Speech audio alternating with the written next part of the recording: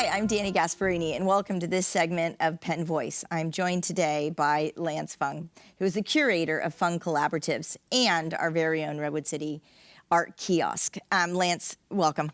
Thank you, Danny. This is the first time you've been on our show, but I've known you for a while now, and it's been quite fun working with you, and I know our viewers are going to pick that up the minute we start chatting. So before we get started, people are thinking, what's a curator?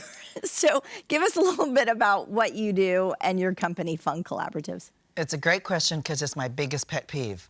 I'll get a magazine and it'll say, our curated shoe collection or music curated, and it has nothing to do with that. So curator is a person, and then you can curate as a verb, but basically it's really meant for the art world. So it's someone who's studied and educated. It's a scholarly approach on basically any museum show that you see. A curator is the person behind the vision, and then the artists are the people who created the works that you see. So if I were to take your definition, you are the mastermind or the organizer of bringing art exhibits to buildings, museums, places like the city of Redwood City. Yeah, kind of like a conductor or choreographer. They're the mastermind behind the end result, which in the case in the visual art world is an art show. Okay, so there's probably a couple examples that you've curated with your company, and so tell us about that. Sure. So we first started in New York City. My whole career was really based there until recently when we moved to Woodside. Ultimately, other than our really great project in Redwood City, our work is international. So the Winter Olympics in Torino reached out to us to curate their full budget for the Cultural Olympiad in Torino. We worked on the visual art exhibitions in Beijing for the Beijing Games. Recently, Philadelphia reached out to us and asked us as a favor, which was $1 million project, to curate the centennial celebration for Benjamin Franklin Parkway. And rather than fireworks or concert, they really wanted to do it through a public art project. So you then have artist connections throughout the entire globe, and bringing their work together to tell a story, send a message, incorporate that into a community, which leads us to Redwood City. And Redwood City has these 4 kiosks that in some way, shape, or form at some point in time were either used for retail and now there's one that's an empty kiosk. And you've turned them into mini museums, I might say. Would that be a correct sort of term? Little exhibitions. So the project director, John Talley, is the one who does all the implementation, and then me as curator is the one who comes up with the vision. So the first year, just this year, we're getting ready to close our first year, we really wanted to bring international artists to Redwood City and also discover artists from the entire Bay Area. Right, and we should say it's at the City Center Plaza, which is where the History Museum is, in that whole civic center. Exactly, and it's a public-private project, so our nonprofit Fung FC Projects oversees it, and the city is our partner because they are lending us this really great, perfectly located, highly visible space. And then when we brought it to them, we thought, ooh, we need to have funds for the artist trips, artist materials, signage, super basic stuff, but it amounts to a lot for a nonprofit. And so we reached out to the Redwood City Improvement Association, RCIA, and right away the board was interested, and super quickly they approved the funds for the first year. And I will say, publicly, we were renewed for 2020. Right. So next year, the curatorial shift, my vision, is to focus only on Bay Area artists. And so what can people expect? So this show is viewed on Vimeo and YouTube and throughout San Mateo County. So we want to invite all community members to come to downtown Redwood City, and every month you curate a new exhibit in the kiosk. So give us an example of some of the past exhibits, and then what you think are some of the highlights for 2020. Okay, great. So first of all, when people go to our art kiosk, they should expect the unexpected. Okay. It's also great because it's free. Right. It's on view 24/7. The building, as you know, is 4 sides of glass. And so the art exhibition is really interesting for art people. It's a hybrid between public art, because it's right out there in the public realm, and then it also is high-level installation art, kind of experiential environments. And it's a combo because it's protected, so you can do installation, and then it's open to the public for free at night. The beauty of all of our shows is it has a Jekyll and Hyde feel. In the daytime, the sculptures and installations have one feel through natural sunlight, and then at night, with special illumination designed by the artist, the works come alive in an extremely different way. Right.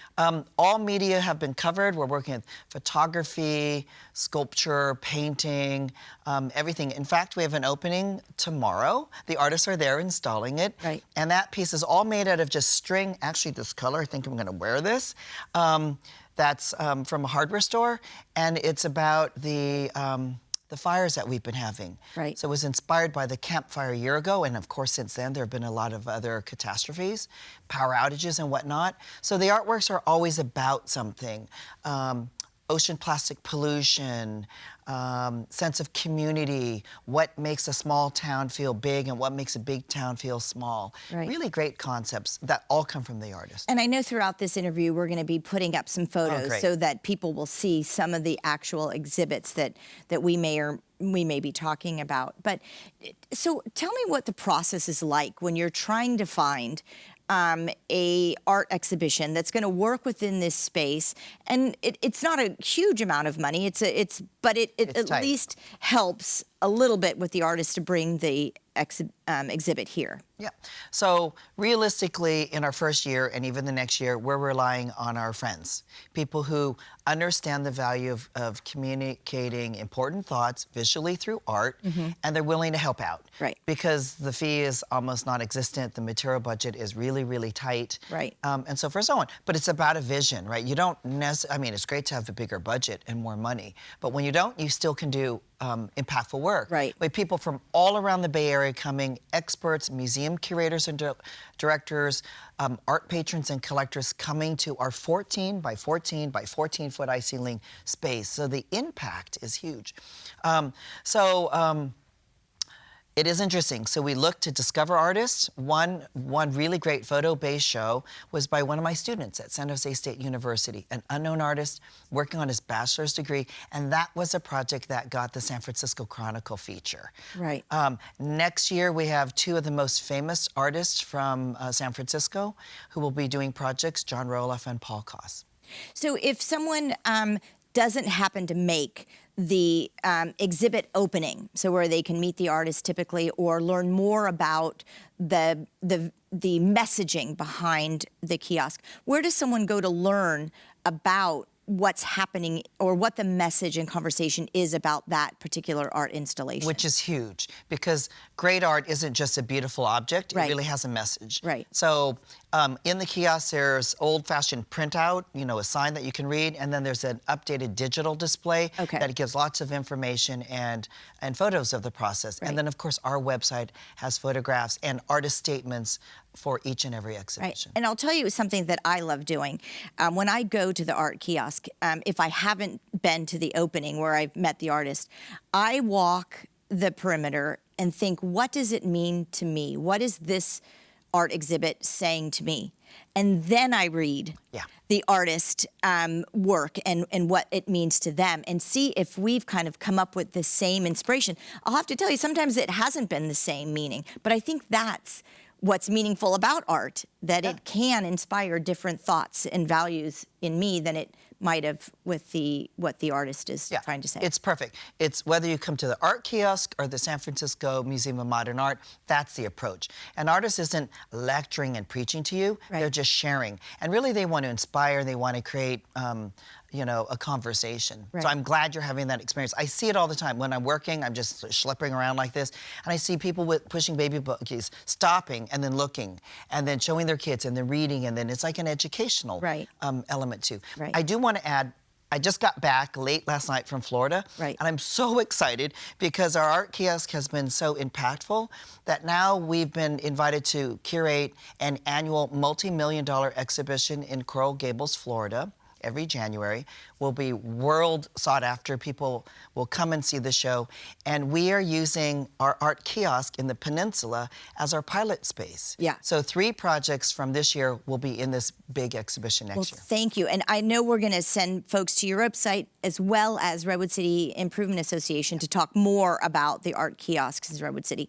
Thank you for your work. You've been a great donor of your time and your company's time to do all of these curating of these art exhibits. So thank you so very much. My pleasure. And we'll see all of you at the art kiosk and or next time on Penn Voice.